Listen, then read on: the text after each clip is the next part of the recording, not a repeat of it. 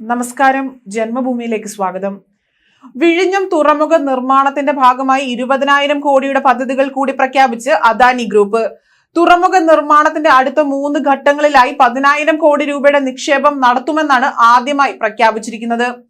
എന്നാൽ പുതുക്കിയ പദ്ധതി പ്രകാരം ഇത് 20,000 കോടി രൂപയാക്കി ഉയർത്തി. കഴിഞ്ഞ ദിവസം മദർഷിപ്പിന് സ്വീകരണം നൽകിയ ചടങ്ങിൽ Adani ports and special economic zone മാനേജറായ ഡയറക്ടർ കരൺ അദാനിയാണ് ഇത് സംബന്ധിച്ച പ്രഖ്യാപനം നടത്തിയത്. വിഴിഞ്ഞം തുറമുഖത്തിന്റെ വിശാലമായ വികസന സാധ്യതകൾ മുന്നിൽ കണ്ടാണ് നിക്ഷേപം ഇരട്ടിയാക്കാൻ അദാനി ഗ്രൂപ്പ് ഒരുങ്ങിയിരിക്കുന്നതെന്നാണ് വിലയിരുത്തപ്പെടുന്നത്. ക്രൂസ് ടെർമിനൽ, കപ്പലുകൾക്ക് ഇന്ധനം നിറയ്ക്കാനുള്ള ബക്കറ്റിംഗ് യൂണിറ്റ്, ഫിഷിംഗ് ഹാർബർ എന്നിവയും ഇതിന് അനുബന്ധമായി cement grinding plant, sea food park തുടങ്ങിയ ഭാവി വികസന പദ്ധതികൾ അദാനി ഗ്രൂപ്പിന്റെ പ്രഖ്യാപനത്തിലുണ്ട് എന്നും അവർ അറിയിച്ചിട്ടുണ്ട്. തുറമുഖ നിർമ്മാണത്തിന്റെ അടുത്ത 3-ാം ഘട്ടങ്ങൾ 4 വർഷത്തിനുള്ളിൽ തന്നെ പൂർത്തിയാക്കുമെന്നും അറിയിച്ചിരുന്നു.